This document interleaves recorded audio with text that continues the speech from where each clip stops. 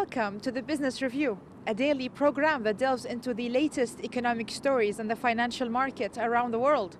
From currency affairs to technology stories, we bring you the best from around the world.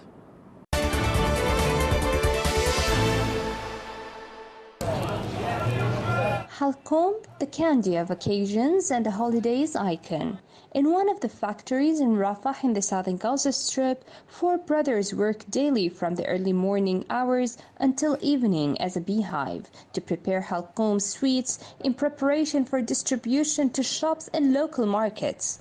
The smells of roasted nuts of various types gradually increase as you approach the streets leading to the factory, as the smell overwhelms the place. The Halcombe industry in Gaza thrives in the blessed month of Ramadan due to the increased demand for people on the occasion of the blessed Eid al-Fitr, as the Halcombe dessert must be available for citizens in Eid.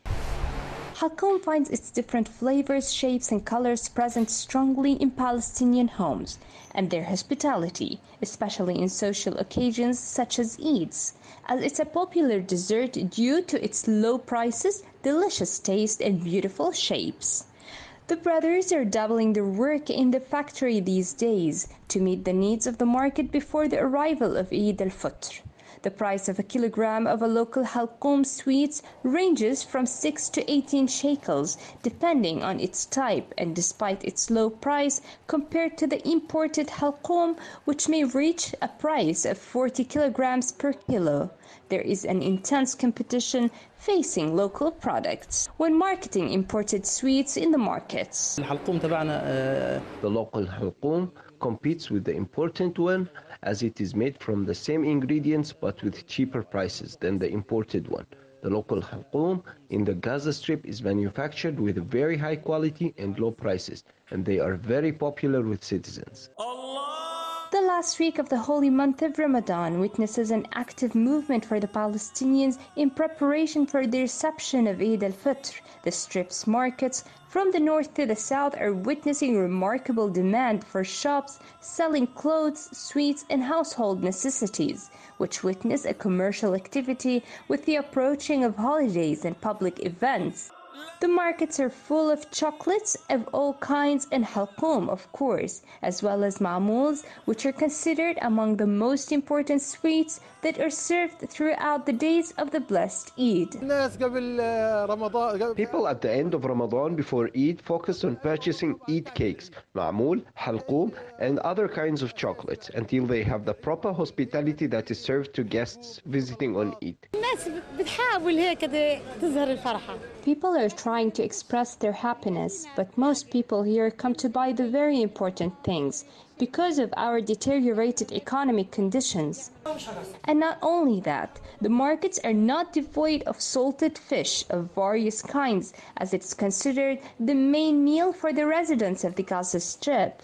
The people of Gaza consume approximately 30,000 tons of salted fish, known as fasikh, during the days of Eid al-Fitr, as they consider it their favorite meal. Here we use frozen Norwegian mackerel fish, where we add to it salt and introduce it to smoking ovens to make smoked and salted fish, which is a popular food here in Gaza Strip during the Eid and winter season as well. We hope to sell all the quantity that we intended for Eid, as this is the most important season of the year. Despite the official assurances to avoid public gatherings and not to crowd as a result of the continued risk of an outbreak of a coronavirus. For KTV2, this is Business Review Program, Yumna Syed, Gaza, Palestine.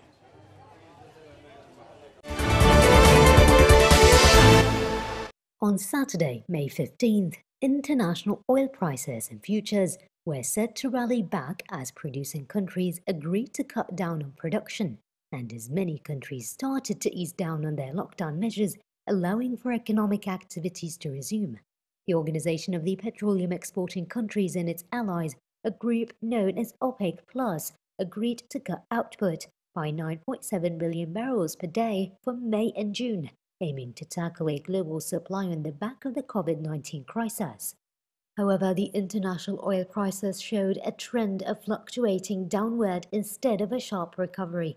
On April 20th, US oil prices crashed into the negative territory for the first time in history, with West Texas Intermediate for May delivery shedding $55.9 to settle at minus $37.63 a barrel on the New York Exchange.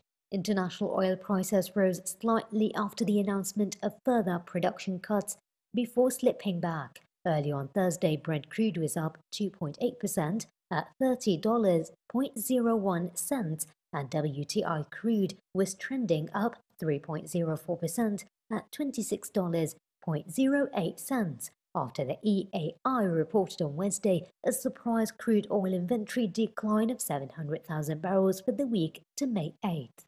In gasoline, the EIA reported an inventory draw of 3.5 million barrels after a draw of 3.2 million for the previous week, which fueled hopes for demand recovery. Gasoline production the week before averaged 7.5 million barrels per day versus 6.7 million barrels per day a week earlier.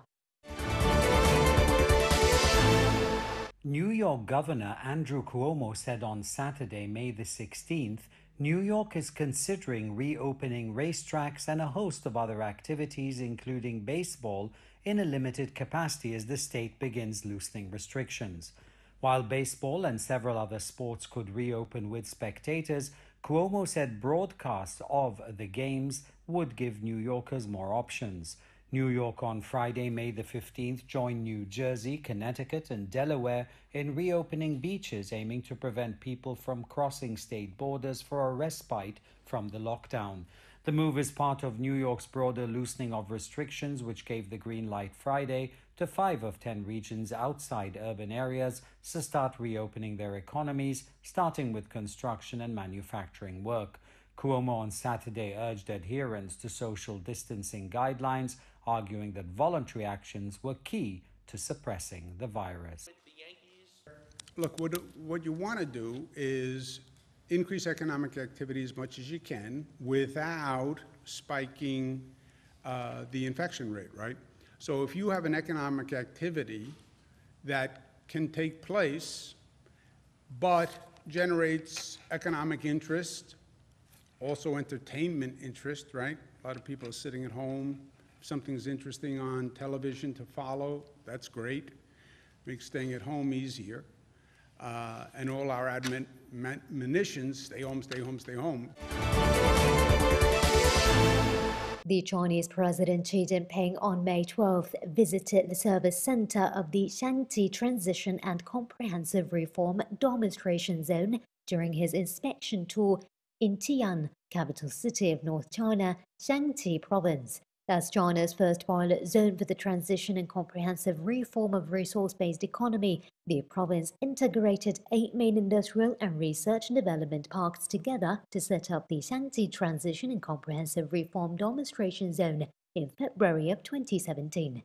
The planning area of the demonstration zone is about 600 square kilometers. In 2019, the zone's gross regional domestic product reached $7.4 billion. The service center of the demonstration zone opened in May of 2019, covering an area of 230 square meters. It displays major progress in pilot and demonstration programs of reform and innovation.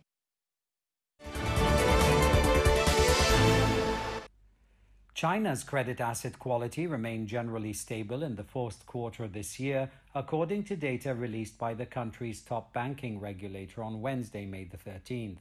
The China Banking Regulatory Commission said commercial banks in China saw a non-performing loan ratio of 1.91% by the end of quarter one, an increase of 0.05% from the end of the last quarter 2019. During the same period, the balance of inclusive financial loans to small and micro enterprises with a total credit line for each borrower not more than $1.4 million was $1.78 trillion. That's an increase of 7.6% from the beginning of the year.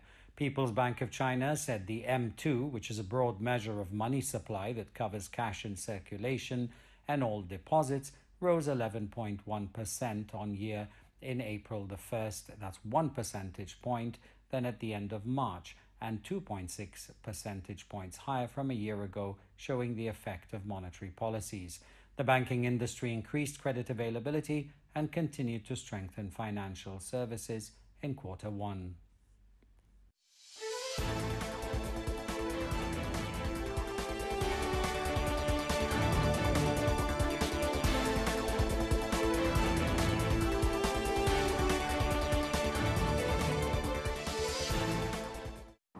This has been the Business Review, your daily dose of economy and technology stories around the globe. Tune in next time for more up-to-date developments in the financial market. This is Farah Al Hashim reporting from Paris for KTV2 for the program The Business Review.